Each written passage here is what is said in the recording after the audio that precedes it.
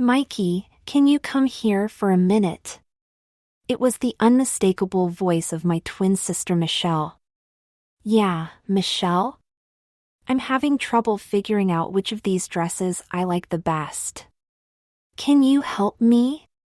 Sure, sis, no problem. Okay, I'm going to have you try the teal one and I'll try the pink one. What's that? I want to see them both in the mirror at the same time, so I need someone else to wear one of them. Wouldn't Jenny be a better choice? You mean, aside from the fact that she's 5 inches shorter than me? Shelley, this was not what I agreed to. You said you'd help me, and this is helping me. This is for a very important dance. I had to admit that she had a point. I knew that she would make my life miserable if I didn't give in. Although we're both very stubborn, Shelley is a real mule. Okay. But you owe me big time. Give me the dress. Wait a second, we have to get you prepared first. What? Our faces need to look the same. I'll do your hair and makeup. It won't take long and it won't hurt a bit. I'll buy you dinner later. Shelley, is this really necessary? Well, if I look in the mirror and I see one hot babe in a pink dress and one boy in a teal dress, which dress do you think I'm going to choose? Dinner had better be really good. Shelley sat me down in a chair and went to work with a curling iron. We wore our hair about the same length, but I wore mine straight and she curled hers. Before long, she was done with the curling, and I had bouncy, beautiful hair. Next, she pulled out her makeup. She told me that she was going to go easy on me, just lipstick. She used a shade of lipstick that she assured me was called Ravishing Red. I puckered up for her and she applied what seemed to be a very generous amount of the lipstick. Okay, now you can strip. Right here? Like I haven't seen it before? When I finished stripping, she handed me some white panties.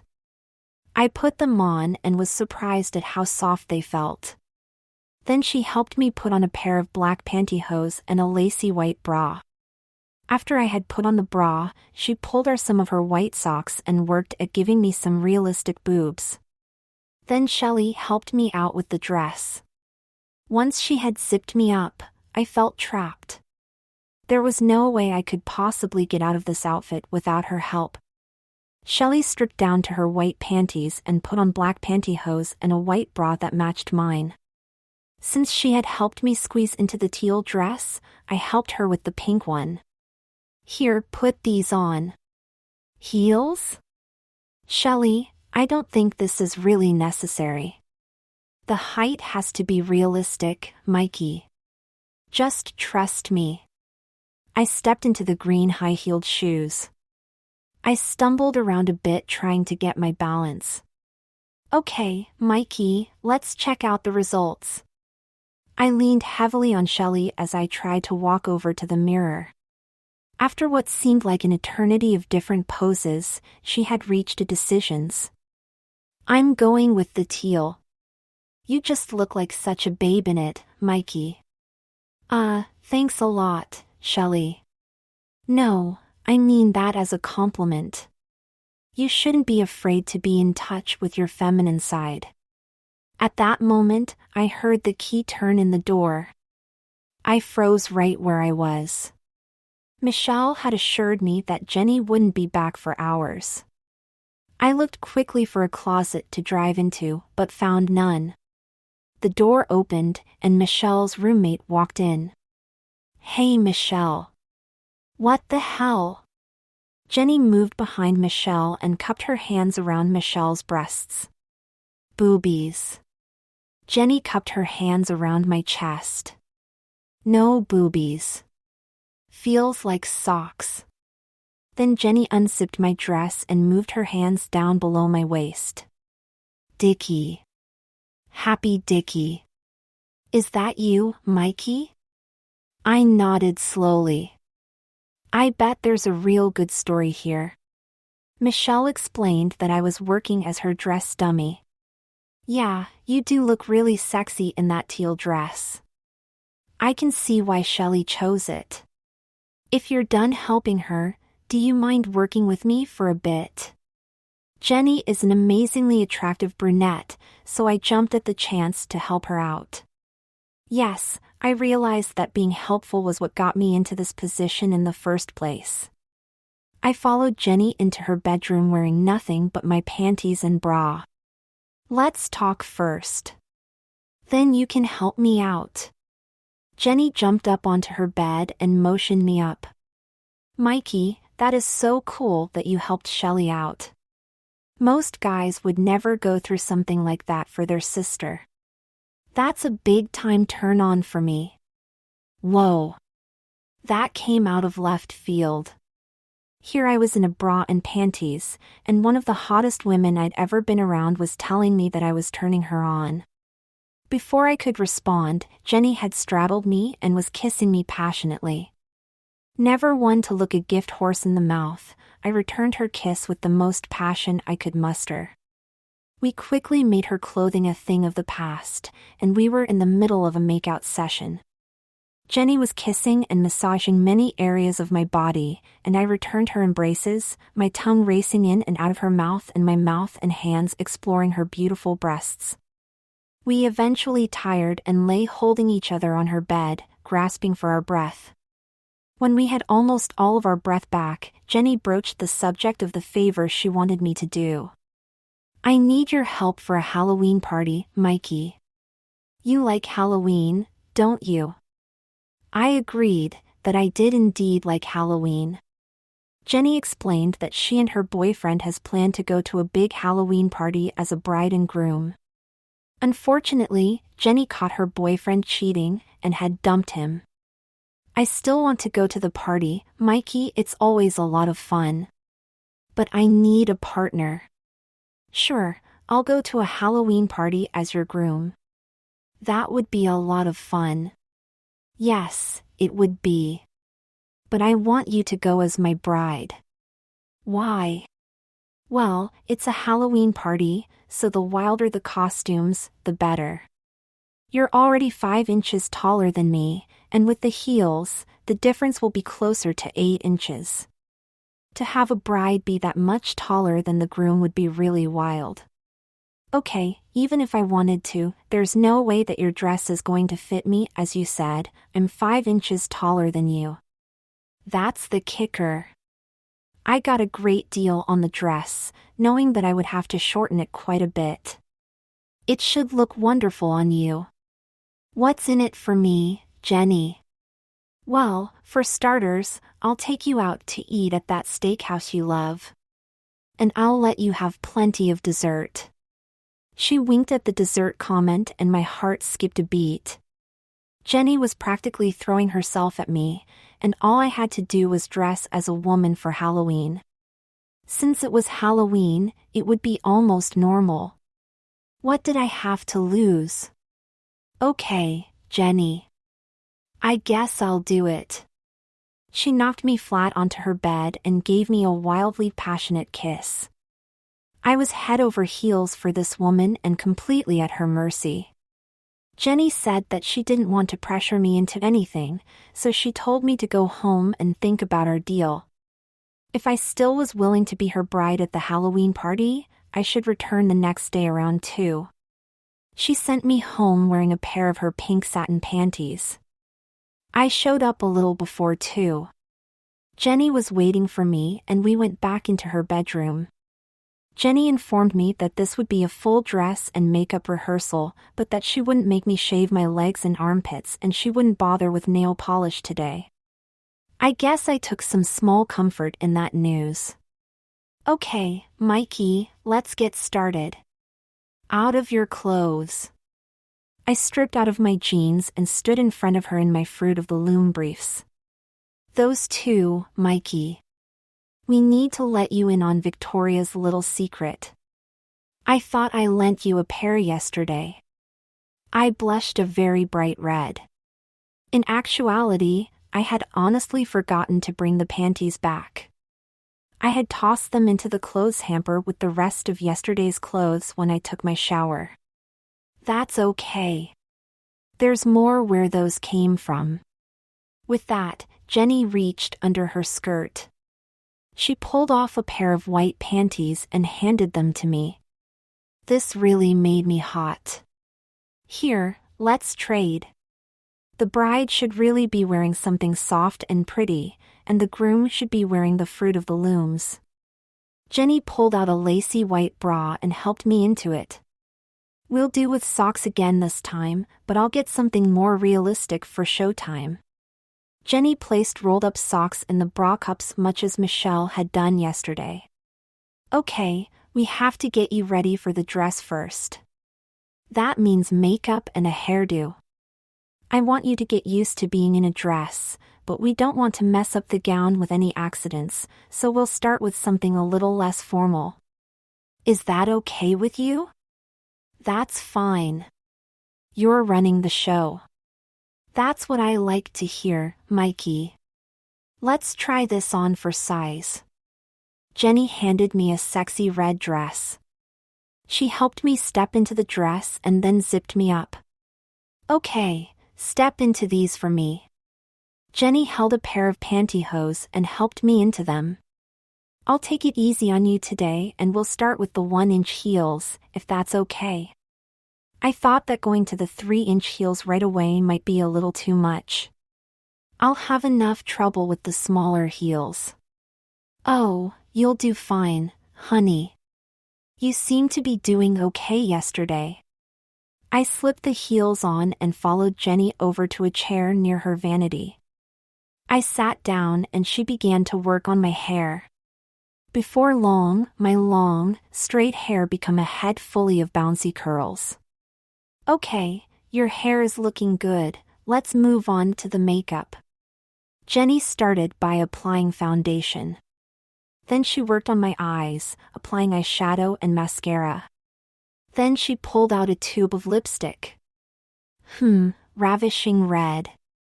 I hear that this is one of your favorite shades. Hey! Stop teasing me. I'm just playing with you, Mikey. Purse your lips like this. I followed her directions and made a kissy face. Jenny applied a generous amount of lipstick to them. Okay, hang on for just a second. This is the moment of truth. Jenny went back into her closet and came out with a beautiful white wedding gown. Jenny helped me out of the red dress. She lifted the gown over my head and helped me get my arms into the sleeves. Then she zipped up the back of the dress and buttoned a seemingly endless array of buttons down the back of the dress.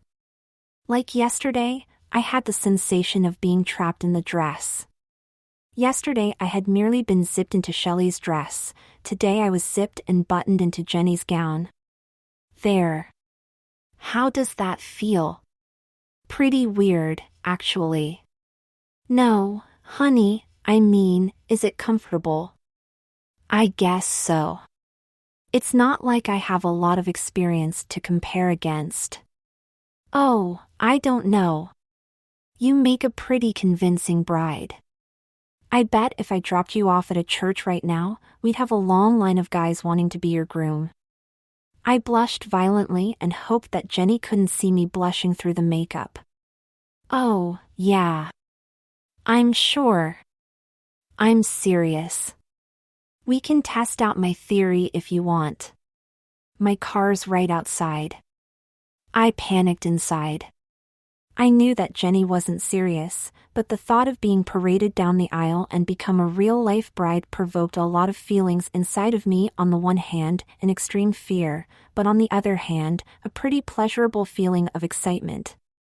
My sexual preferences are very clearly toward women, and this feeling didn't change that.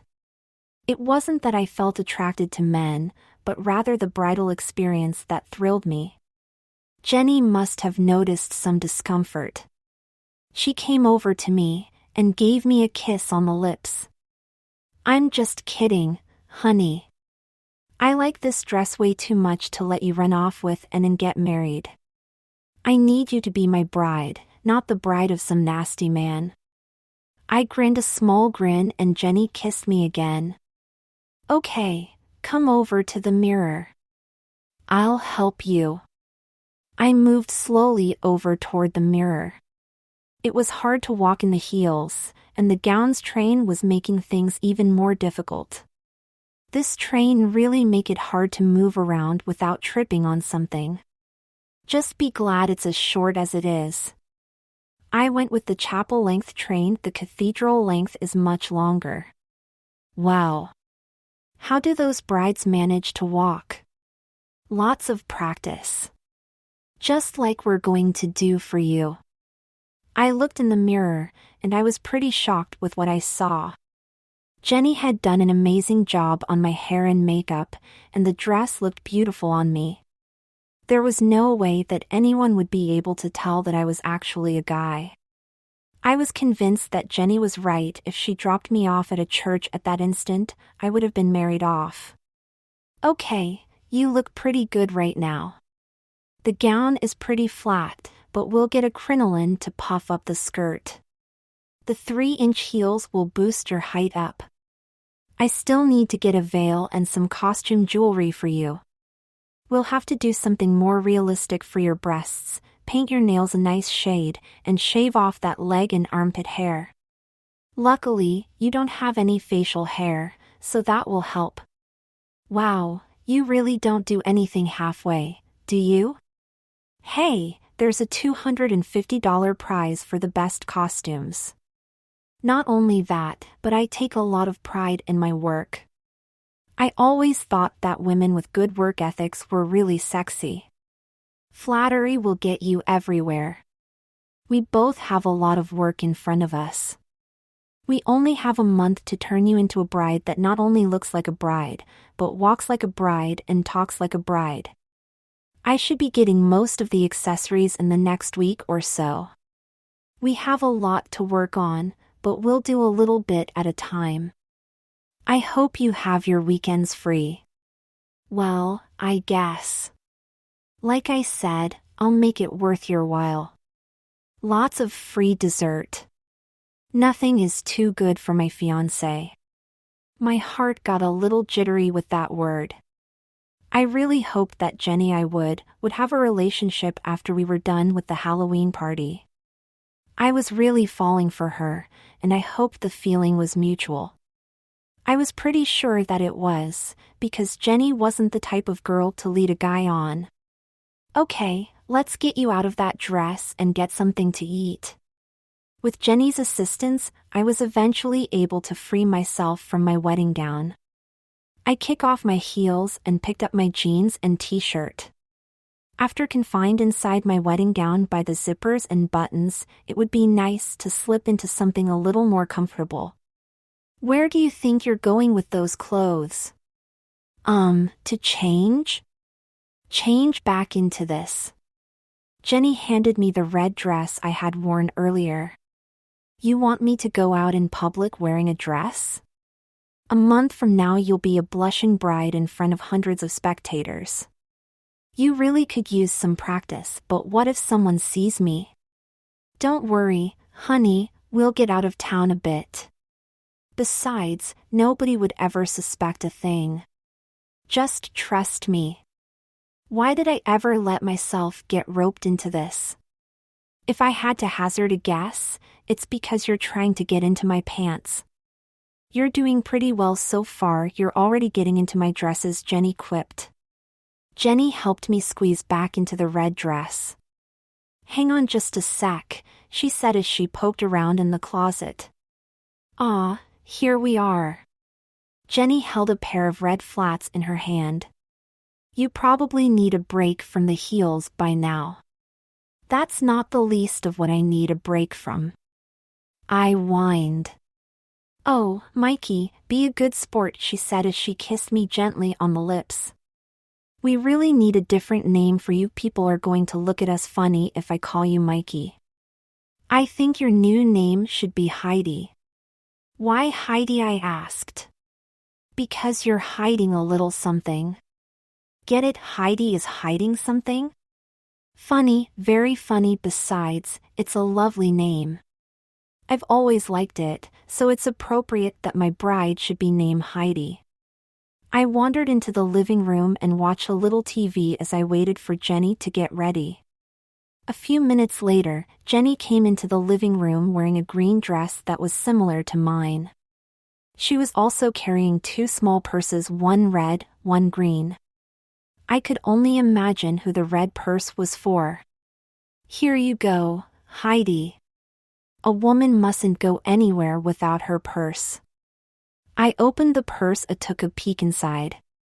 There were a couple of lipsticks, a tub of mascara, and some tampons. Jenny grinned. "Hey, a girl needs to be prepared for any emergency." We decided to eat at the Outback Steakhouse. The Outback was in the middle of a large mall. I nearly peed my panties when I realized that we would need to walk through a crowd of shoppers to get to the restaurant. Shit. What if somebody sees me? I seriously doubt that anyone would recognize you, Heidi. Please watch your language, ladies, don't use such foul language. We got into the restaurant and were quickly seated at a table for two. Good evening, ladies. My name is Jeremy and I will be your waiter tonight. Butterflies surfaced in my stomach as this strange guy referred to me as a lady. I ordered a soda, using the softest possible voice. After all, I did not want Jeremy to discover that I was packing a penis in my panties. That would have been an embarrassing situation for all of us. Jeremy left to go get our drinks and Jenny leaned across the table toward me. "He is totally checking you out." "Don't be ridiculous, Jenny. I'm serious. I'm telling you, you are one hot, sexy mama." I blushed at the compliment. I hated to admit it, but I suspected that Jenny was right on both counts. She had done a tremendous job of turning me into an attractive female, and it did appear that Jeremy had taken notice. Jeremy returned with our drinks and we both ordered steaks. I noticed that even when Jenny was ordering, his eyes were fixed on me. I could swear that Jeremy winked at me as he left our table. It made me really nervous to have a guy looking me up and down. In a strange way, though, it felt nice to have the attention. It made me feel pretty, although I wasn't quite sure if that was a good thing or not. I had never considered myself to be pretty before. But then again, I had never been out in public in a sexy red dress with my hair done up in curls before either. At this point, the butterflies in my stomach were fluttering full blast. "Are you done daydreaming about our hunk of a waiter?" I blushed and focused my attention back on my dinner companion. "Sorry, Jenny. My mind was somewhere else." "Your mind until the party, remember that. If you forget that, I'll make sure you sing soprano. You can chase down Jeremy after I'm done with you." "I'm not, that wasn't. I didn't." I stumbled through an incredibly incoherent attempt at an explanation. "It's okay, dear. I completely understand. He's great at prime beef, and I can't blame you one bit." My blush deepened to a furious shade of red. "You are so cute when you blush, Heidi. All the guys love to see a girl blush." When our steaks arrived, Jenny reminded me to mind my manners. "Ladies have proper table manners and take small bites," she told me. I was famished, but I cut my steak into tiny pieces just as she did. We finished our meal, and Jenny paid the bill. Jeremy saw us heading out the door and told us to have a good night. "My friend Heidi says she might give you her number if you're nice to us again next time," Jenny told him. I only blushed mildly this time. I could see that Jeremy was blushing, too. "You are such a flirt, Heidi." "Me? You were the one who said I'd give him my number." "I had to give him something to keep you interested."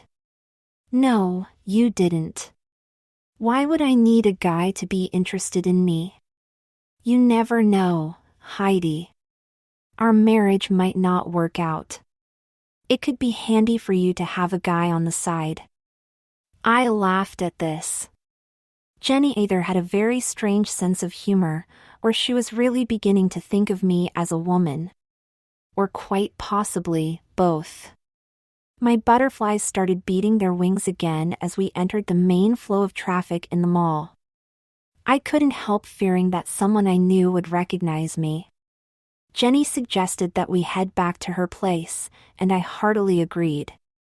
I craved the safe haven of her apartment, away from the stares of me who saw me as nothing but a sex object, another pretty woman walking down the mall. We cuddled on the couch and watched a movie.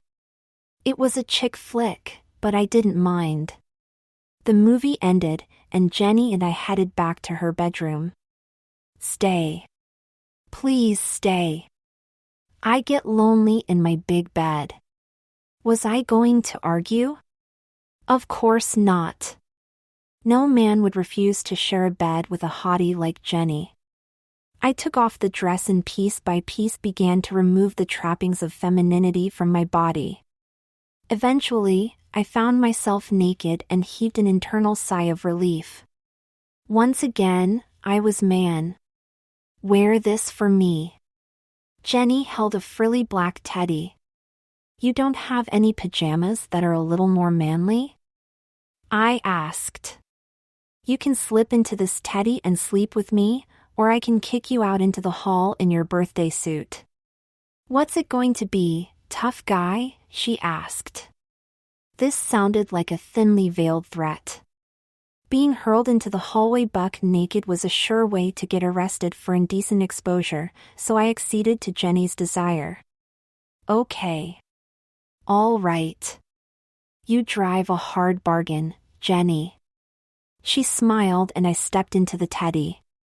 She snapped the crotch and adjusted the shoulder straps for me. The teddy felt very soft.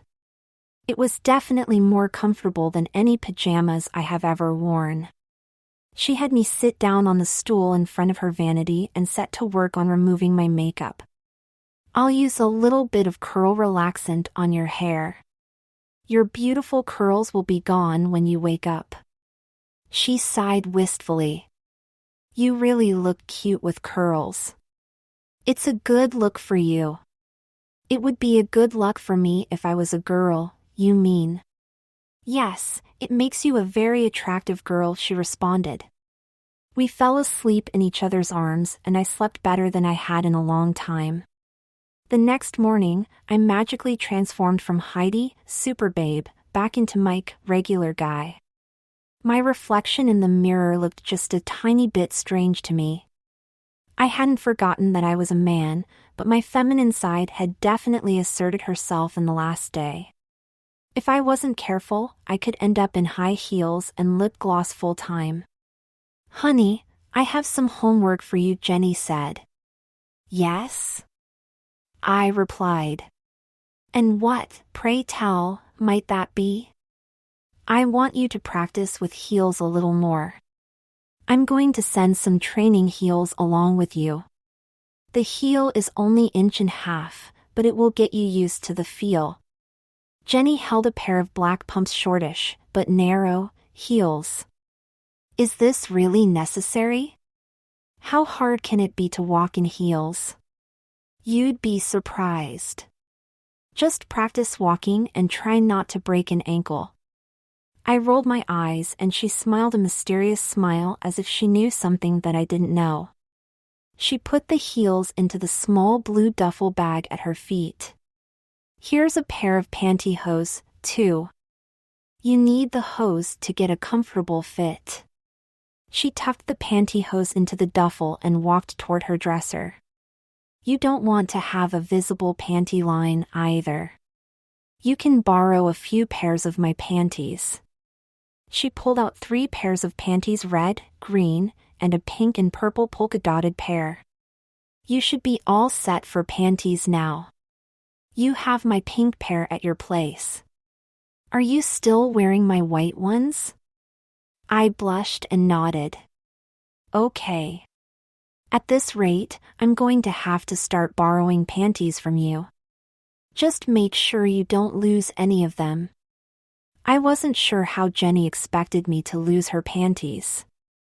I wasn't going to go to a rock concert and throw panties at the drummer.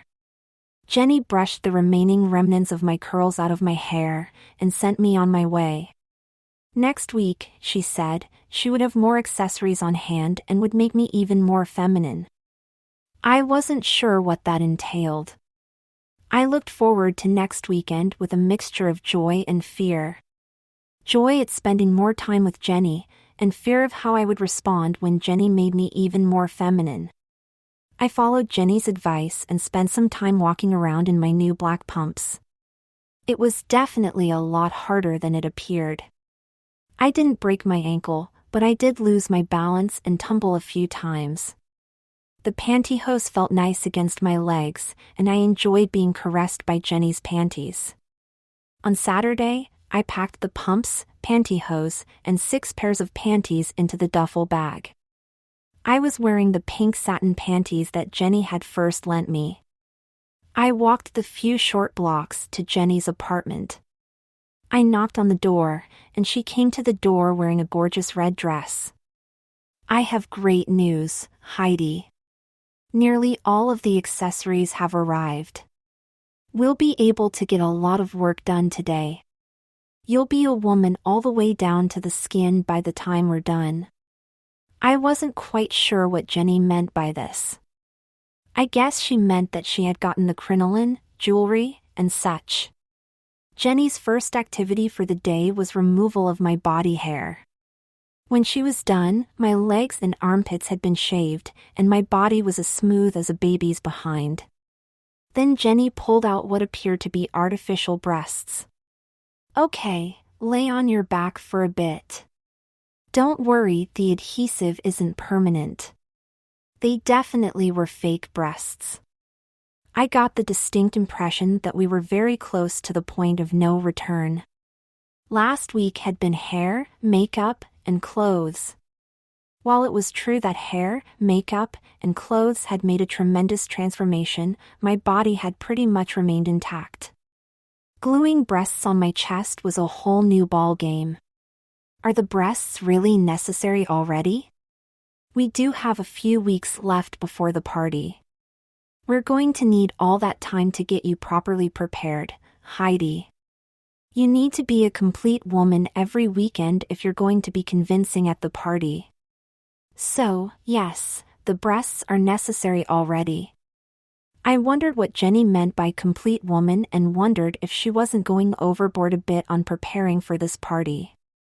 How many other people were going to spend this much time on their costumes? But I guess that everyone is fanatical about something, and Halloween costumes seem to be Jenny's thing. I relented and laid on the bed. Jenny applied adhesive to my left chest. She pressed the breast in place and waited for the adhesive to take effect. She repeated the process on my right side. Stay relaxed. I'm going to use some foundation makeup around the area where the breast attaches. If I do it right, it will be impossible to tell that the breasts aren't real. Who was going to be close enough to the breasts to be looking to see if they were real? I pushed the thought out of my mind and allowed Jenny to do her thing.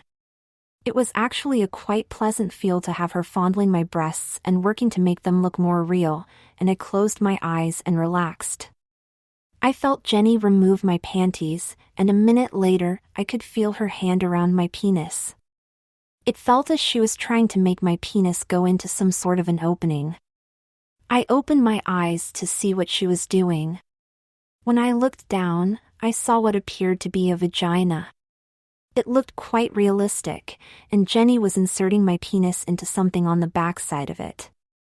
If the breasts hadn't been the point of no return, then surely this was. For the love of Pete, the woman was going to attach a vagina to my body. I had learned early on in life that boys had a penis and girls had a vagina. Where exactly did I fit into the boy/girl mix, then? What on earth is that supposed to be? I exclaimed. I can't believe that you're that innocent. I know that you've seen a pussy before. You know that's not what I mean. It's a latex vagina. There's a slot for your penis so that you can still pee when it's attached. The advertisement claims that it is possibly to be penetrated when you're wearing it. For example, if Jeremy from Outback were to pull out his dick, you'd be fully able to accommodate him. Isn't this a little over the top, Jenny? Do you really expect a lot of people to be looking under my skirt? How much money are spending for a chance at this $250,000 prize? It's not about the money, Heidi. It's the principle. I want our costumes to be 100% authentic. Not to mention the fact that I am really enjoying bringing out your inner woman. Oh, great. I had an inner woman, and Jenny was working feverishly to bring it out. My inner man felt threatened. I suppose this is too late for me to back out, huh? Yes, it is too late to back out. If you try to leave now, I probably won't be able to remember where my solvent is. And without the solvent, you're going to have a real problem getting those breasts loose. Besides, I really don't think you want to disappoint me, do you? I really didn't want to disappoint Jenny, and I really didn't want to walk around campus with his 36C breasts, so once again, I relented. This girl really had hold of me. I told myself that this was just a Halloween party, and that it would all be over in just a few short weeks. But was that really true? I was really starting to feel like Jenny's Barbie doll. She was thoroughly enjoying getting me all dolled up, and I wasn't sure that she would be willing to stop after Halloween was over. And I wasn't completely sure that I wanted her to stop. I really enjoyed being around Jenny, and sometimes the means justify the ends. And a small part of me, the Heidi in me, really enjoyed being a woman. The thing that concerned me was that the Heidi part of me seemed to be becoming more persuasive. As I sat there pondering the meaning of it all, Jenny slid my penis into the correct position in the vagina, applied more of the adhesive, and firmly attached the vagina. As I serenely watched Jenny at work, two phrases kept going through my head. The childhood mantra "boys have a penis, girls have a vagina" was joined by "I am woman, hear me roar." Okay, dear. All of your parts are in place. You can get up now. I got up off the bed and nearly lost my balance. Breasts are heavier than they look. Are you under control, Heidi? Under control? No, I'm pretty sure that I'm under your control. But yes, I do have my balance back. Jenny smiled at me and helped me back into the pink satin panties. She applied some deodorant to my underarms and dabbed me with perfume. Okay, now let me help you keep those breasts under control. I expected Jenny to find a matching bra for me. I was a little surprised that she held, instead, a corset. Jenny laced the corset up. It did a good job of supporting my breasts, which were no longer bounding around freely. And it really didn't feel all that uncomfortable. However, I suspected that she was going to lace the corset a lot more tightly in the weeks to come. Okay, we don't need to worry about the crinoline today. You're not going to be wearing the wedding gown this weekend. Really? Why not? I'm still working on the alterations a bit. And we have plenty of other things to focus our attention on.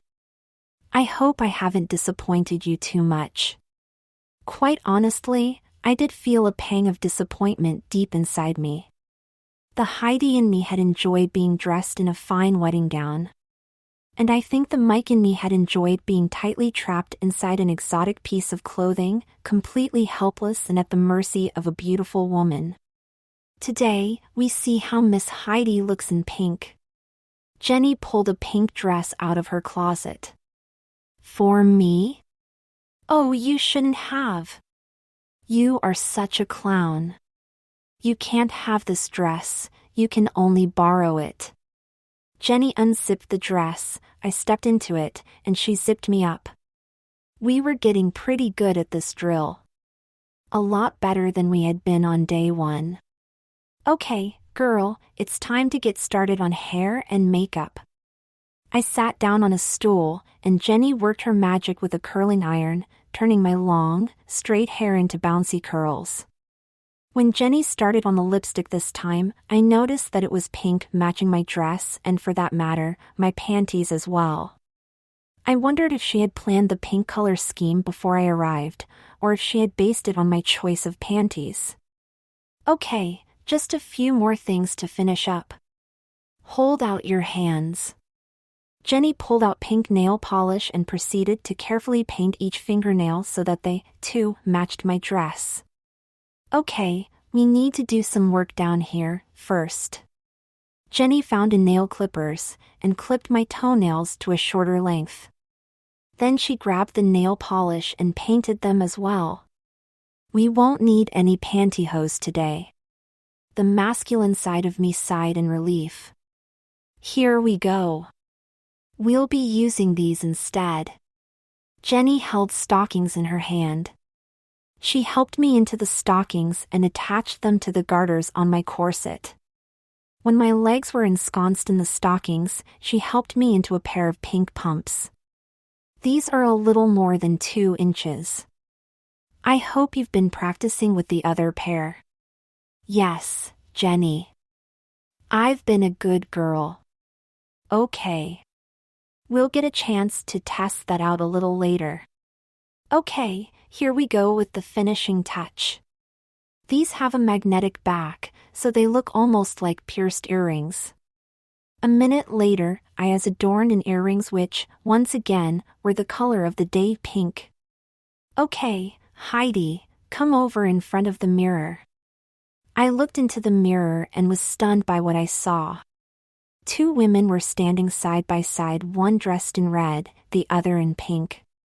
Both of the women were absolutely gorgeous. I was stunned at my appearance. Okay, Heidi, we're going to head out to the mall. Let's get this show on the road. I felt a delicious sort of anxiety as I readied myself to once again go out in public. The last time I had felt like a boy dressed up in women's clothing, this time I felt more like a real woman. Jenny locked up and we headed down the hall. We passed the common area and Jenny stopped to talk to a girl who was studying there. Jenny declared that she wanted to get her film developed and asked if the girl would take a picture of the 2 of us together. Jenny and I posed for a few shots. We posed arm in arm for one shot, and with arms around each other for another. We looked for all the world like 2 best girlfriends having their picture taken. After a few pictures, Jenny took the camera and had me pose by myself for a few more pictures. Then she coaxed her friend to stand with me for a few pictures. I wouldn't say that Jenny's friend was more attractive than Jenny, that was virtual impossible. The girl who stood beside me was quite stunning, though. She was blonde, had sexy long legs, and her face had a natural beauty. She was wearing a silk blouse and mini skirt that was an excellent avenue for displaying her legs. We put our arms around each other and smiled for the camera. As Jenny was resetting for the second picture, the blonde suddenly bent me over backwards and kissed me squarely on the lips. It was a zinger of a kiss, and I noticed a camera flash as her lips were pressed to mine. She eased me back up and smiled. I should have advised you of your Miranda rights. You have the right to be kissed by Miranda. I'm Miranda. Not surprisingly, I didn't answer her. I was quite speechless. I eventually regained my composure. Jenny and I said our goodbyes to Miranda and headed out to the parking lot. I'm glad that you were able to meet Miranda. Yes, me too. She's quite an interesting woman. She does that to a lot of girls. She's not into girls sexually or anything, but she likes a girl-girl kiss from time to time. She usually tries to catch people off guard. Well, she definitely did that. I wasn't expecting that at all. She has a kiss du jour. A French version of the same. That's her dress that you're wearing, by the way. Oh. I thought it was yours. Heidi, my dear, have you forgotten that you're quite a bit taller than me? How on earth would one of my dresses fit you? Oh. Somehow, I had completely forgotten about that. I had thought that the red dress from last time and my current pink ensemble were part of Jenny's wardrobe. I've borrowed a couple of dresses for you. Miranda is about your height, so I went to her first. She was glad to help out. I had tingled with excitement when Miranda had pressed her lips to mine in a warm kiss, and my body tingled again with excitement at being caressed by Miranda's pink dress. My butterflies had started their fluttering again. After today, we shouldn't have to borrow any more. We're going to hit the mall and buy you some clothes. I reminded Jenny that I didn't need a large wardrobe, since my womanhood was a temporary state just until Halloween. It didn't seem very financially prudent to spend a lot of money on clothes. Money isn't an issue, Heidi. My family comes from royal money. A woman needs nice clothes. When you're no longer a woman, we can give them to Michelle. She's the same size as you.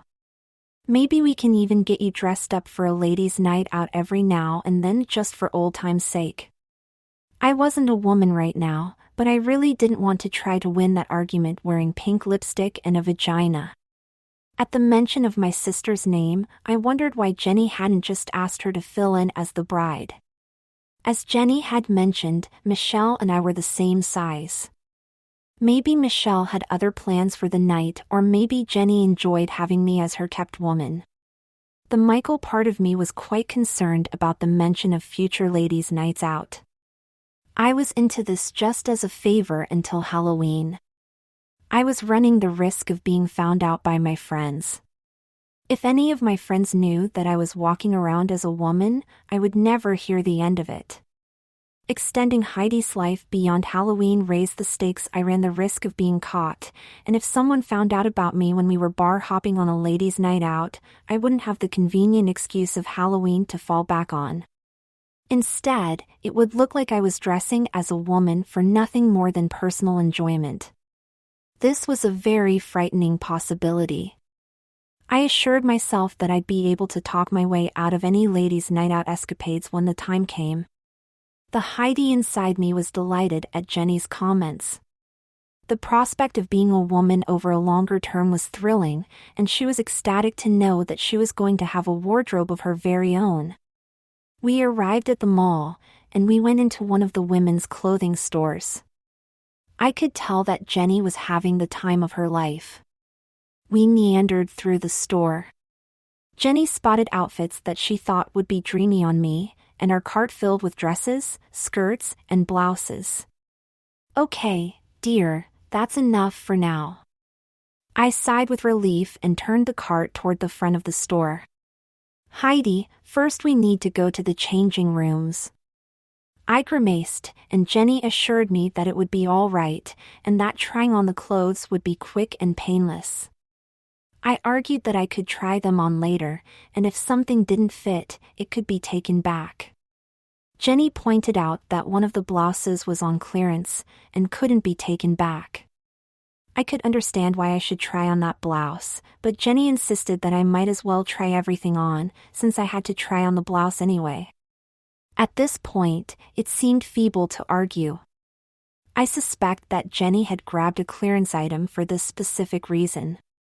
I took my clothes into the changing room. I kicked off my pink heels and was eventually able to unzip my zipper and take off the pink dress. I started with a simple white V-neck dress. I zipped the dress up and exited the changing room and went over to the mirror. The dress looked attractive enough, but it didn't compare to the pink dress. I changed out of the white dress and into a strapless teal dress. I was putting on a regular fashion show. After the teal dress, I tried on a sleeveless burgundy dress with a keyhole front. I gasped as I looked in the mirror and saw that my cleavage was visible. Fashion consultant Jenny assured me that it was socially acceptable to show a little of your boobs in public these days. Socially acceptable or not, it made me feel a little bit uncomfortable. I tried on skirts and blouses of various colors and fabrics. White, pink, red, green, and black, satin, silk, rayon, and cotton. I finally reached my last outfit, a lavender ensemble consisting of a jacket and skirt. I zipped up the skirt, slipped into the jacket, and walked the catwalk once again.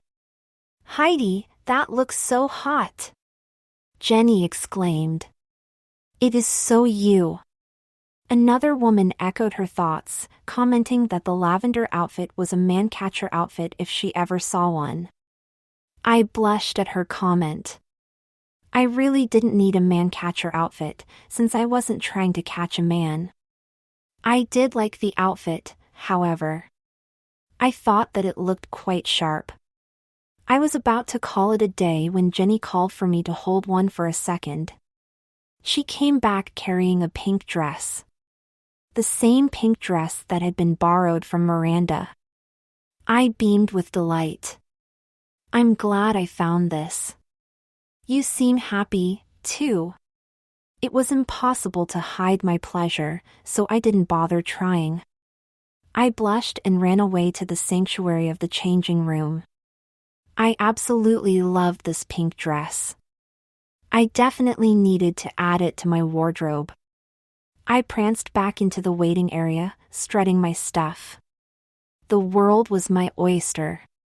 "Stunning," Jenny commented. "Absolutely stunning. I guess we can return the other dress to Miranda. I wonder how she'll show her appreciation." My butterflies fluttered again at the thought of Miranda's kiss. Would she thank me for returning her dress by pinning me against the wall and applying a kiss du jour to my mouth? I sure hoped so. "One more thing, dear," Jenny said.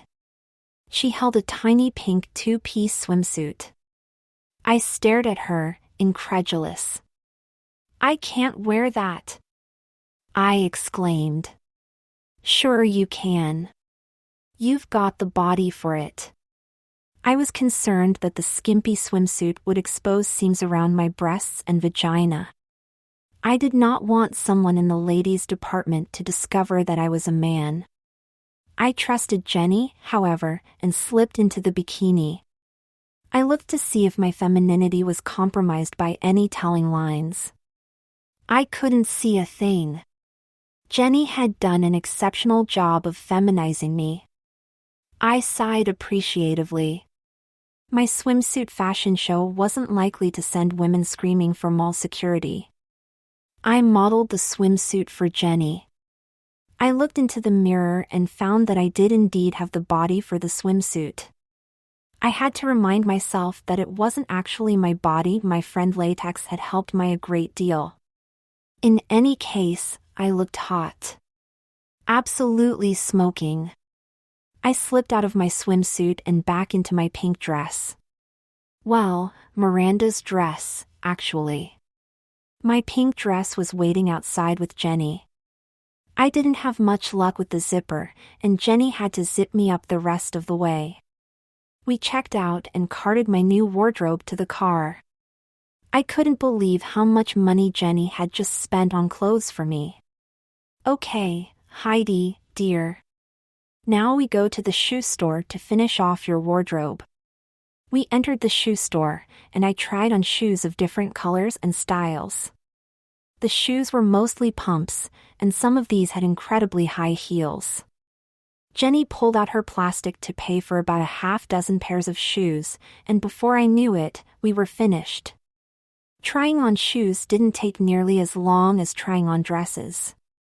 I had enjoyed myself more than I expected, but a part of me was very glad that we were finished, and that I could retreat back out of the public eye and get back into male clothes. Initially, we were heading back toward the Jenny's place. Then we made a right turn and were suddenly off course. I couldn't even begin to imagine where we might be heading. I was a little surprised, though, when we pulled into a parking lot in front of a bridal shop. "Oh, you need to have your computer fixed," I commented, referring to a computer repair shop that shared the same parking lot. "Yeah, right. Come on, Heidi. Into the shop with you." "But I already have my dress," I said. "My dress, dear," she grinned as I realized the Freudian slip. "We still do have some accessories to buy for you. Couldn't you just buy them on your own? Why do I have to come along?" "I could buy them on my own, but I want you to come along. I want you to have a truly complete bridal experience." I felt a twinge of very nervous excitement at the phrase bridal experience. Amidst all the shopping, I had nearly forgotten that this wasn't just about being a woman, but being a bride. Jenny's bride. Jenny prepped me on information about my wedding dress and other details of our wedding. I needed to know this information in case the attendants asked any questions. After all, a bride knows everything about her wedding and doesn't forget a detail. I was a bundle of nerves as I listened to Jenny and tried to remember as much as I could. I managed to get a lot of the details, although I'm not sure I understood what a lot of the terms meant. I was very nervous at having to be the main point of contact for the salesperson. Up until this point, Jenny had done nearly all the talking and had done a wonderful job. We went into the bridal store. We were immediately approached by an attendant. I explained that I had already purchased my dress and a number of accessories, but that the bridal store where I had purchased the gown was going out of business and didn't have much of a selection of veils or shoes left. The attendant, whose name was Samantha, noted a few details about my gown and went to work on trying to find a suitable veil and shoes. After a bit, she came back with 6 veils and 5 pairs of shoes. "Well, Heidi, I must admit that this is a bit unusual. Usually, the bride purchases accessories at the bridal shop where she buys her gown, so that she can see how the accessories go with the gown. Perhaps we can find a gown similar to yours. That might help us out a bit." I wasn't exactly sure what Samantha had in mind, but I agreed to look around the shop to see if they had a wedding gown that was similar to mine. I needed a lot of help from Jenny here. I had no idea which of the gowns in the store were similar to mine. All of them looked like beautiful white wedding gowns to me. She cleverly worked me towards a couple of gowns that I guessed were similar to mine. Samantha came over toward us. "These are both beautiful gowns. This one won't work, it's not the right size. This one, however, should be just right for you. It's definitely a gown for the taller bride. Go ahead and get started undressing and I'll bring it back to you." I panicked and my heart nearly stopped beating. I hadn't stopped to think why she wanted me to find a gown similar to mine. Of course, she wanted me to try it on, and then see how the veil and shoes looked with it. My heart started to beat again and started racing 100 beats a minute. I had changed clothes in the dressing room at the department store, of course. However, at the department store, there were other women changing clothes as well, not just me. The only one who had been paying attention to me was Jenny. Now I was going to be the center of attention for Jenny, Samantha, and any other interested observers. I realized, though, that it would look very strange if I refused her request. After all, she was going out of her way to help me. What sort of bride wouldn't want to try on a gown when shopping for accessories? Well, a bride with a penis inside his vagina, for one. I attempted to regain my composure and stave off a potential bout of hyperventilation. I walked back to the dressing room.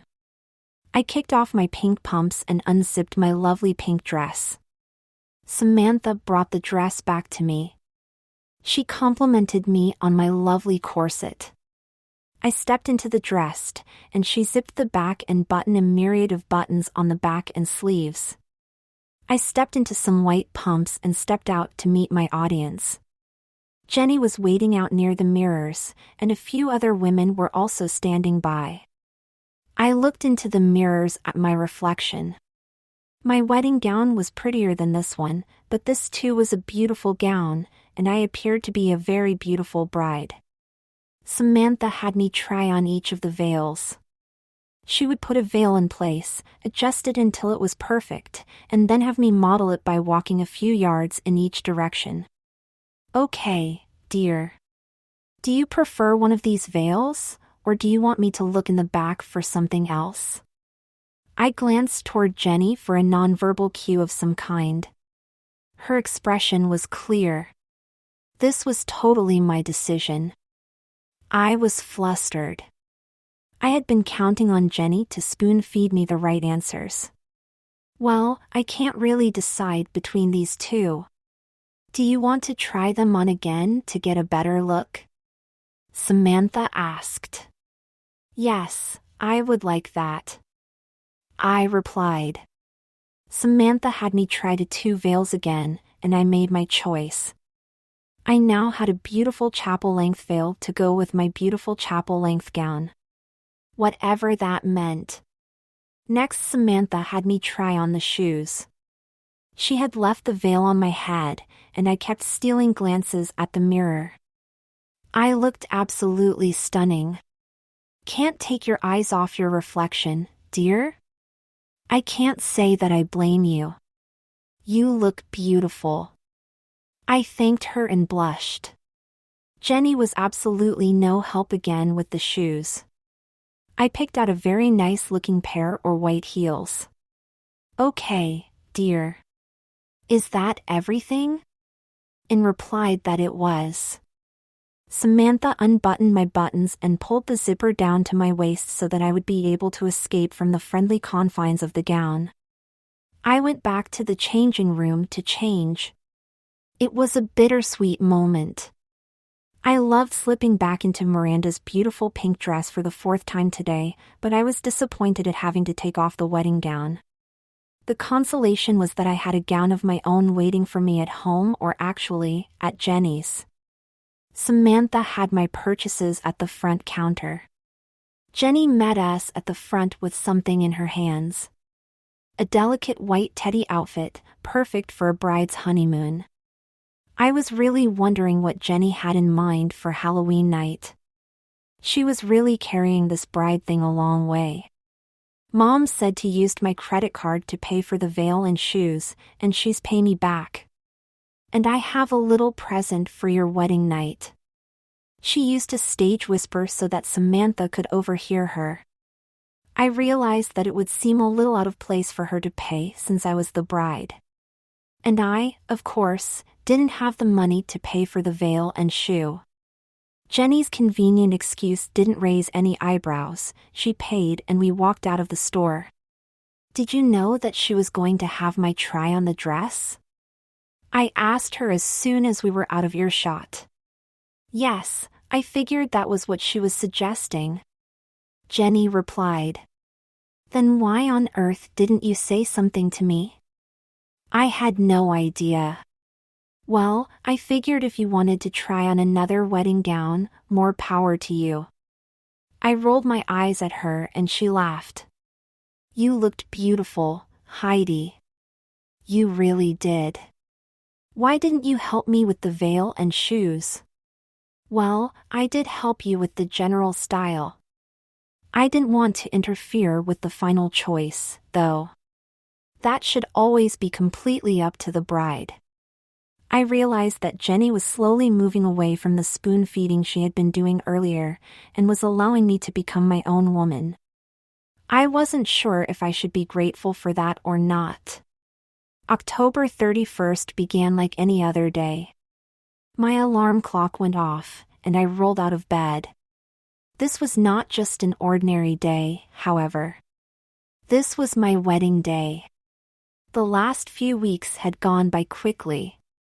I had spent so much time as Heidi recently that I felt a little awkward when I slipped back into my Michael persona for classes.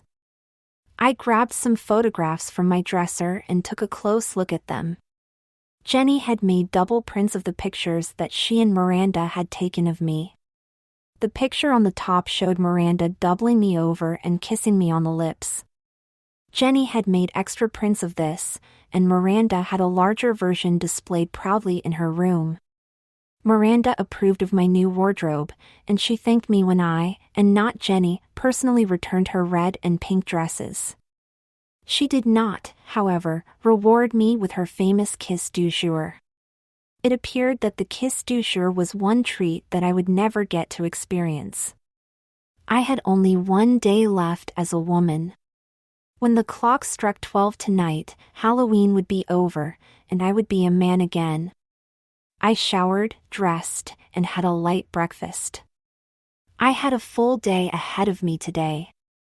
Jenny had insisted that I go to a proper salon for my hair, makeup, and nails on my wedding day. Then we would go back to her place, I would get dressed in my bridal finery, and we would leave for the Halloween party. The part was an hour away and started in the later afternoon. I locked up my apartment and headed over to Jenny's place. Jenny opened the door and greeted me with a warm kiss. "How are you doing this morning? Are you excited?" Nervous would be a better description. "Well, I hope you don't get too nervous. I don't want you to be a runway bride." I had actually considered this option. This was the ultimate point of no return. I was intensely nervous.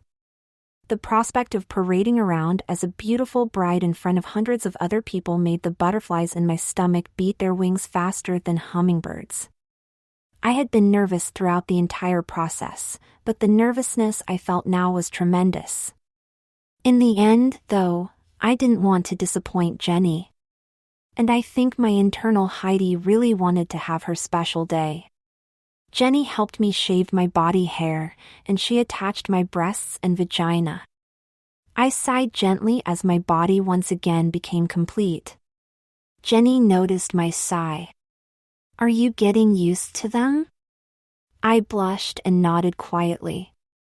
It was really more than getting used to them. I felt truly complete again, like a natural woman. I dressed in a smart-looking silk blouse, miniskirt, pantyhose, and pumps. I was wearing my lucky pink panties. Jenny drove me to the beauty salon. We went inside, and Jenny discussed what I wanted. My hair would be styled into pretty ringlets of curls, my nails would be painted a fiery red color, and the beauticians would work their makeup magic. It all seemed a bit much to me, but Jenny was paying, and I thought that it would feel a bit nice to be pampered. Sarah, the stylist, was about to start on my hair when Jenny told me that she had to leave and would be back in a little while. She had a few errands to run. I stared at Jenny. I could not believe that she was going to leave me here with these complete strangers. What would happen if I gave myself away and the beauticians found out I was a man? What would they do to me? "It's okay, Heidi," Jenny said. "The girls will take good care of you. I just need to take care of a few things." Sarah went to work on my hair. When she was finished with my hair, she put my head under the dryer and began to work on my nails. She started to work on my toenails, painting them a bright red. I had been too nervous to get much sleep the previous night, and I nodded off under the hairdryer. When I woke up, my head was no longer under the dryer. "Welcome back, Sleeping Beauty," Sarah exclaimed. It was not surprised that my toenails and fingernails were both painted a flaming red. What was surprising, though, was the length of my fingernails. "How do you like your nails?" "They're acrylic." My heart caught in my throat. Weren't acrylic nails more permanent than just one day? I remembered that Jenny and Sarah had discussed my session in some detail. If Jenny wanted me to have acrylic nails, then I was certain that they must be temporary. Jenny knew what she was doing. Sarah began working on my makeup. She used foundation on my face. This was a new experience for me. Jenny had never used foundation. She applied eyeliner and worked with a mascara pencil. I sat quietly as the artist perfected her craft. Okay, just about done here. I'm going to outline your lips and then use some ravishing red lipstick. Jenny tells me that it's your favorite color. I nodded, not wanting to share the details of my first experience with ravishing red. Sarah filled in my lips with the lipstick and pronounced me complete. This lipstick is long-lasting and kiss-proof, but you'll want to carry the tube with you, just in case you need a touch-up. I took the lipstick from her and thanked her. Jenny arrived just as we were finishing up. Okay, Jen, I'm finished. One beautiful bride, ready for her wedding, just as I promised. Jenny settled the bill and we left the salon and headed back home. Finally, it was time to get dressed. Jenny made sure that I visited the little girl's room one last time before we got started. Once I was safely secured into the dress, it would be much more difficult for me to pee. Jenny helped me put the corset on. Then she moved behind me and went to work lacing the corset. She worked at the lacing more carefully than she had in the past, and I noticed that she was lacing the corset tighter than she had in the past. I gasped a little as she finished the lacing. It was a little difficult to breathe. Remember that women used to wear corsets all the time. Surely you can stand one day in a corset. I really didn't see what my experience had in common with the women in days gone by. After all, I wasn't a woman, I was a man, I thought to myself. Jenny attached my stockings to my corset's garter strap. And we can't forget the bridal garter, Jenny said, as she slid it up my leg. I'm going to have a lot of fun taking this off tonight. Jenny then helped me into my crinoline. At long last, I was ready for the gown itself. I stepped into the gown. The crinoline made the dress flare out and become much more full than it had been without the crinoline. Jenny pulled the zipper up and fastened the hook at the top of the zipper. She worked her way up the row of buttons, fastening each one in turn. Then she fastened the buttons on my sleeves as well. I had crossed the threshold. There was no going back from here. There was no way on earth that I would be able to escape from this bridal gown on my own. The bride could not unfasten the buttons, hook, and zipper. She needed help to get out of the dress. Even if I ran, which would be extremely difficult in a wedding dress and a train, I would still need help from someone to help me out of the gown. My masculine side resigned himself to his fate. My feminine side was doing somersaults of joy.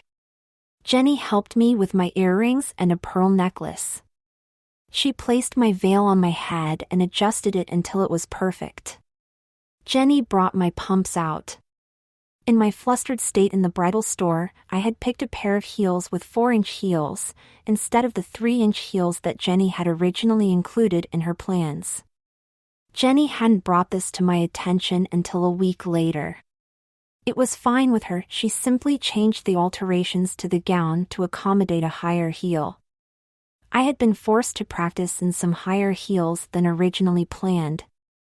In the beginning, I was stumbling all over the place. Now, however, I was the picture of grace and elegance. I slipped my heel into the pumps and gazed into the mirror. A picture-perfect bride stared back at me. It seemed like only yesterday that Michelle has lured me into her dress for the first time, sending me along the road that now had me dresses in bridal splendor, ready and willing to be Jenny's bride. When Jenny came out, I was shocked at her transformation. She was wearing a tuxedo. Her breasts had obviously been wrapped, as her bosom was non-existent. She wore a mustache and beard. She got down on one knee and pulled out a ring. Heidi, will you marry me? She asked. Yes, oh yes, I will, I replied. Jenny slid the ring onto my finger and kissed me deeply. The ring sparkled like a real diamond, but surely Jenny didn't actually go out and buy a real engagement ring? I felt an extra quiver of excitement. Jenny and I got into her car, and we headed off the Halloween party. We had been on the road for about 15 minutes when Jenny said that we had one last thing to do before going to the party. We turned into a residential area and parked in front of a 2-story brick home. Jenny opened the car door and extracted me from car along with the gown, the train, and the veil from the inside of the car. Jenny rang the doorbell and an attractive brunette came to greet us. Jonathan and Heidi. Come right in, we're ready for you. She turned to me and said, I'm Amy. I've heard so many things about you, Heidi. I must agree, you are absolutely beautiful. I followed Amy and Jenny into the interior of the house. We came to a large room where some professional camera equipment was set up. Jenny leaned over to me and whispered, every bride needs plenty of pictures of her wedding day. I wondered how many more surprises Jenny had in store for me. Amy started on some solo pictures of the bride alone. She took pictures from various different angles and used several different backgrounds. I moved from location to location and position to position as Amy requested. Jenny adjusted my train as I moved around. I really hoped that the pictures turned out. It would be nice to have some nice professional pictures of me in my wedding gown. This was truly going to be a Halloween that I would never forget. Amy finished with the solo bride pictures and wanted to include the groom in the next set. Jenny stood beside me. We gazed into each other's eyes as Amy started shooting. When Amy called for us to kiss for the camera, we embraced in a long, warm, tender kiss. I loved being around Jenny, and I loved everything about her. At that moment, I knew that I would have gladly said I do to her today, if we were really getting married, even if I had to be the one wearing the wedding dress. On second thought, especially if I got to be the one wearing the wedding dress. Amy took a few more shots and then called the bridesmaids to join the party. Bridesmaids? What bridesmaids? 3 women approached, wearing mint green bridesmaid dresses, my sister Michelle, Miranda, our friend, and a third young lady who was a complete stranger to me. Michelle came over to me and gave me a big hug. She saw the engagement ring on my finger and gushed about how beautiful it was. Maybe it actually was a real diamond. You look stunning, Mikey, she whispered to me. I am so proud of you. I'm honored to be your maid of honor. These are going to be some nice pictures for the family photo album, huh? I whispered back. Wouldn't that freak out Mom and Dad? It's too bad, though. They wouldn't have wanted to miss their daughter's wedding. You are such a beautiful bride. Amy took some pictures of just Michelle and I. Michelle and I had always been close, and I could see pure joy in her eyes. She looked as if she was about to cry. I didn't have the heart to remind her that this was just for a Halloween party. As she put her arm around my waist, a part of me wished that this really was my wedding day, that I really was a bride, and that it was all for real. Amy finished with Michelle's shots and Miranda replaced Michelle beside me. You are so beautiful, Heidi, she exclaimed. I wish I was half as pretty as you are. You are much prettier than I am, Miranda, I replied. Not today, she said. Today you are the most beautiful woman in the world. I thought that might be a bit of an overstatement, but I graciously accepted the compliment. This time, my pictures with Miranda were much more formal. She stayed at my side and smiled nicely into the camera. She didn't once try to kiss me. My chances for a kiss du jour were quickly slipping away. Amy introduced the third bridesmaid to me as her daughter, Allison. Jenny had wanted there to be 3 bridesmaids in the pictures, so Amy had arranged for Allison to fill the 3rd slot. I thanked Allison for helping out for the pictures. She replied that it was the least she could do for such a beautiful bride. Even total strangers were giving me compliments. I could get used to this. Allison wasn't on the verge of tears like Michelle or on the verge of trying to kiss me like Miranda. She was a very attractive girl, and she too looked gorgeous in the bridesmaid dress. Amy then gathered the bridesmaids around me for several pictures. Before long, we were finished. Okay, Amy said, we're done with the pictures. Is everybody ready for the ceremony? Yes, came the response. I guess that Amy didn't realize that there wasn't an actual ceremony and Jenny, Michelle, and Miranda seemed to be playing along. Everyone else seemed to be moving to the front of the room as I followed. As my bridesmaids fanned out to one side, Jenny turned to face me, and Amy stood in front of us with a book in her hand. It took a split second for me to realize what was going on. Amy was a justice of the peace, and the ceremony was going to happen right here. I nearly peed my pretty pink panties right there in front of everyone. I was going to be a bona fide bride. Oh my God. This was something that I was really not prepared for. Was this legal? Could Amy really marry us with me dressed as a bride and Jenny as a groom? I didn't have a lot of time to think. In just a few minutes, I needed to say I do. My heart was beating 100 beats a minute and my mind was racing 1,000,000 miles an hour. What kind of a man allows himself to be legally married in pink panties and 4-inch heels? How many people in this group actually knew I was a man? Michelle and Jenny definitely knew. I wasn't sure about Miranda. Had Jenny let her in on the whole story when she had borrowed Miranda's dresses? I doubted that Amy knew, and I was certain Allison did not. Do you, Heidi, take Jonathan to be your lawfully wedded husband? For a split second, I was still unsure. Then I looked into Jenny's eyes, and my feminine side jumped for the forefront and squeaked out an I do. Michelle handed me a ring, and I slid it onto Jenny's finger. A few seconds later, Jenny was sliding a ring into my finger. By the power vested in me, I now pronounce you husband and wife. You may kiss the bride.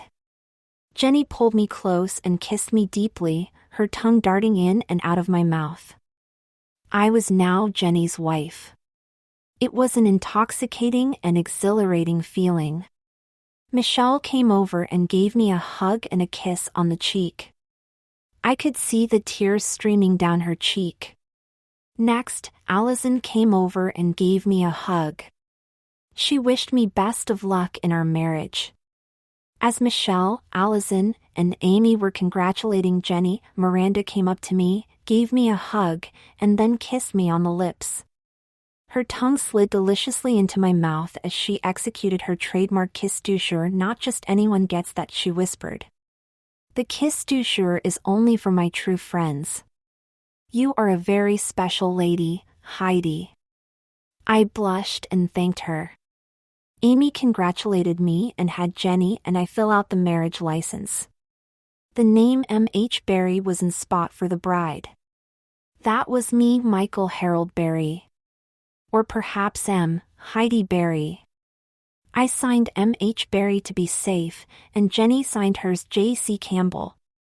If the marriage license would have had the names Jonathan and Heidi on it, I would have been sure that it wasn't a legal document.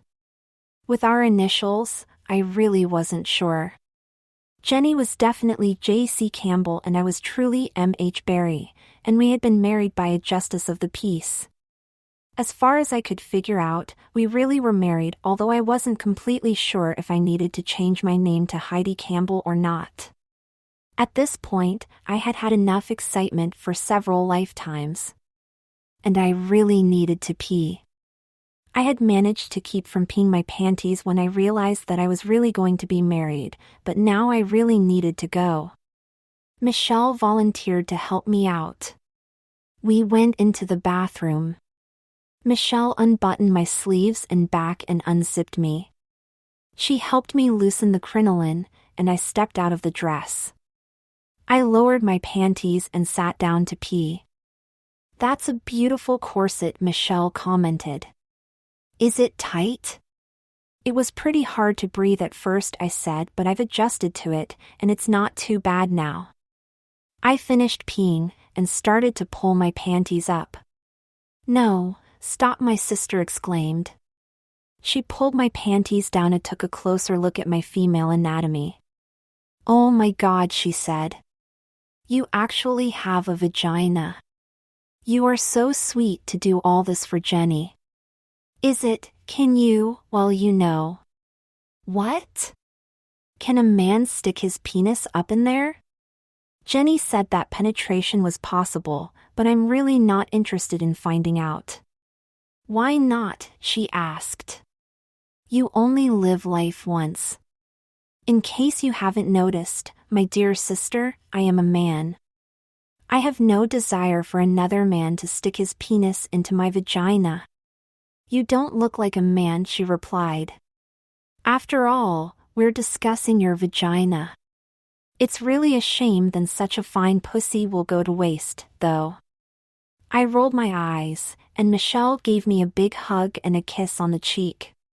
Now that the sideshow was over, I pulled my pink panties back up. Michelle helped me back into the crinoline, I stepped back into the gown, and she zipped me in and buttoned it closed. Michelle and I exited the ladies' room, and we met up with the rest of the group near the front door. Michelle and Miranda had to head back to the dorms to get ready for a Halloween party. Apparently, they weren't going to go as bridesmaids. Jenny and I thanked Amy, and we left. Once again, we were in Jenny's car, headed to the party. "I'm sorry I had to lie to you," Jenny said. "I thought that it would be a wonderful surprise." "Oh, it was," I said, as I leaned over and kissed her. "I wouldn't have had it any other way." We turned back onto the main road, and I thought back over the past couple of months. I reminisced about all the wonderful times I had experienced, and I drifted off into a pleasant daydream, dreaming of the future that lay in front of me, Mrs. Heidi Campbell. "Earth to Heidi," Jenny said as she shook me gently. "I hope I haven't bored you to sleep." No, of course not," I replied. Nothing could be further from the truth. My whole body buzzed with a very special feeling. I was a lovely virgin bride, and I was loved. What more could any girl want? We had arrived at our destination. Costumed guests were climbing out of other cars. Jenny came over to my side and opened the door. She gently eased me out of the car and onto the ground. I struggled a bit as we walked up to the building. The parking lot was uneven and slanted uphill. For a woman who had just been introduced to heels a few short weeks ago, making my way uphill in the 4-inch heels was quite a test. I eventually passed the test, and we reached the door. Jenny pulled out 2 tickets, and we were motioned in.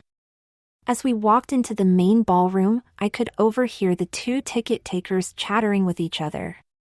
"Whoa. I'd really like to get inside her pants," I heard one of them say. "Brides don't wear pants, dude," the other replied. "Okay, then I'd like to get inside her panties. I've got a spicy little sausage that would fill her up right."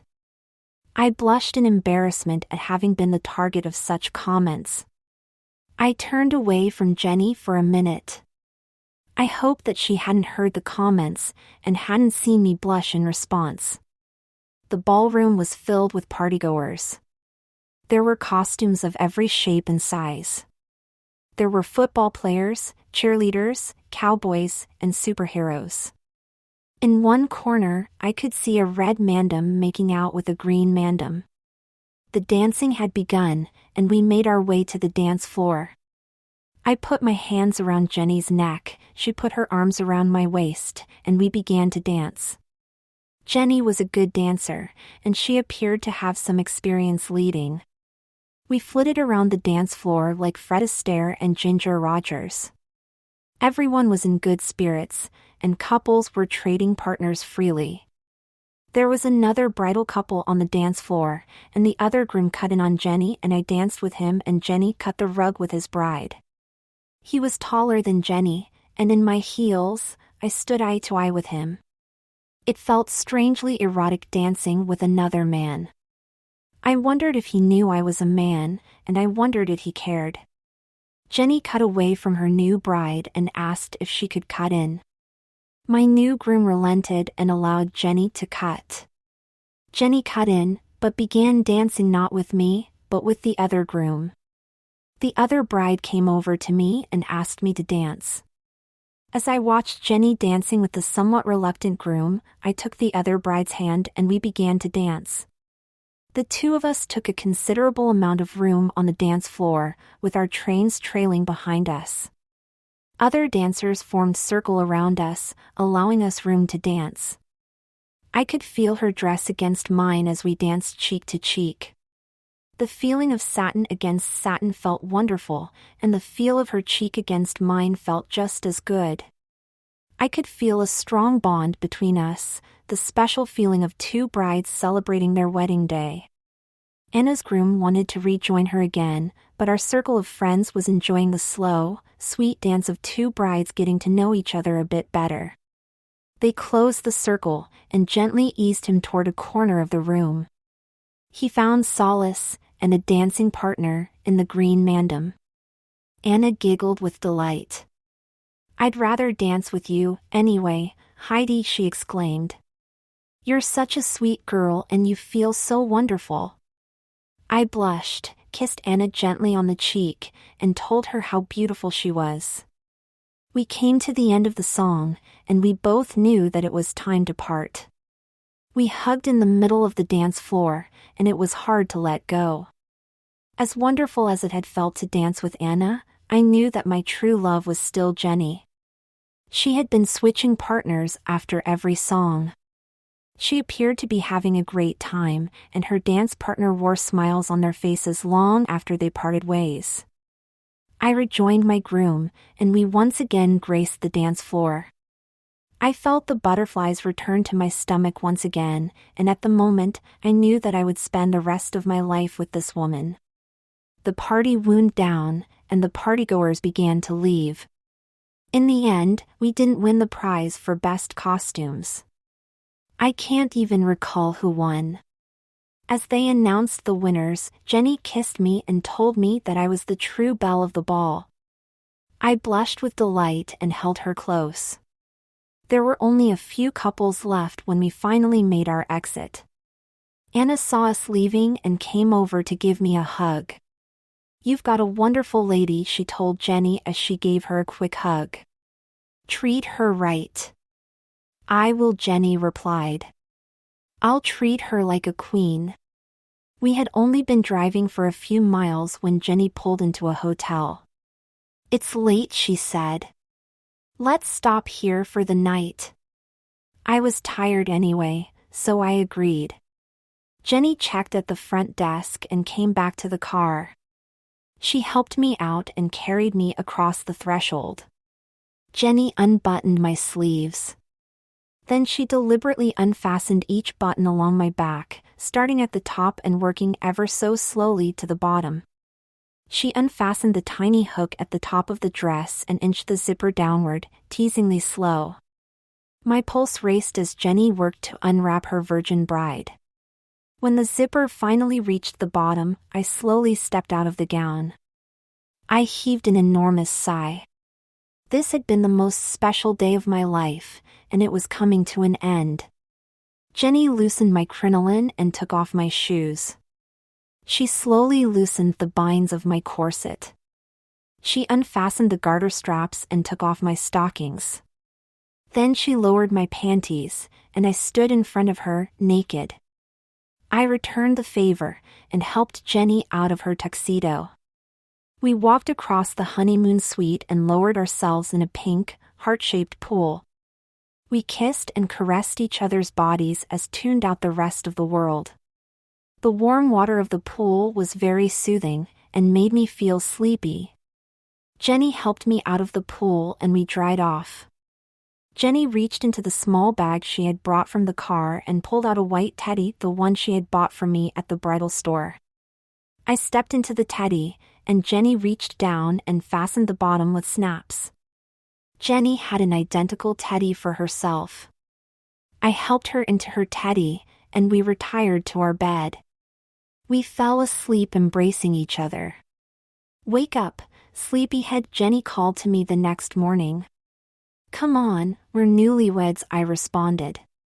"Can't we sleep in a little bit longer?" "We need to get started on our honeymoon," Jenny responded with a smile. I wondered what Jenny had up her sleeve. A trip to a nice spa would be nice. I was tired, but I forced myself to get out of bed and face the day. I was certain that Jenny had something wonderful planned for us. Jenny had clothes laid out for me when I finished my shower. It was the burgundy dress that showed off my cleavage. I slipped into matching burgundy panties and a demi-bra. The dress felt wonderful as I slipped into it. I pulled pantyhose and some matching pumps. Jenny helped me with my makeup, adding lavender lipstick as the crowning touch.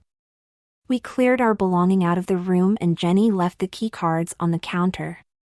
"We were taking advantage of express checkout," she explained. We jumped into her car and headed toward our next big adventure. Instead of heading back toward campus, it appeared that Jenny was heading into the heart of the city. Jenny turned at the exit for the airport, and I finally realized that she actually intended to take me on a real honeymoon to a place far away. Jenny? Where are we going?" "To the airport, of course." "I mean after the airport." "I can't tell you. It's a surprise. I guarantee that you'll love it. We have a whole week for term break, and we're going to have a wonderful time. Our school broke the academic year into quarters, and we had time off after each quarter. This year, fall break occurred immediately after Halloween. Jenny knew that she could whisk me away for an entire week, and nobody would notice. Well, nobody other than Michelle, and I was pretty sure she was in on it. "You realize that we can't fly anywhere," I told her. "I don't have any of my identification, and even if I did, I don't think the airport security would think I look very much like Michael Berry, not in this outfit." "That's okay, dear," she replied. "You'll be traveling as Heidi Campbell." "I can't do that," I said. "Heidi is a fictional person. How do you expect me get past security masquerading as Heidi?" "Look inside your purse." I looked inside my purse and to my great surprise, found a driver's license, social security card, and credit cards in my name. Heidi's name, that is. The picture on the license showed me wearing my favorite pink dress. I can't use a fake ID. I could get arrested. I really don't want to have to explain everything to the cops. I could only imagine what would happen to me in jail if the cops found out I was man and put me in the same cell with men. I would surely be a fine prize for a fellow prisoner. It's not fake. I have a cousin who works for the government.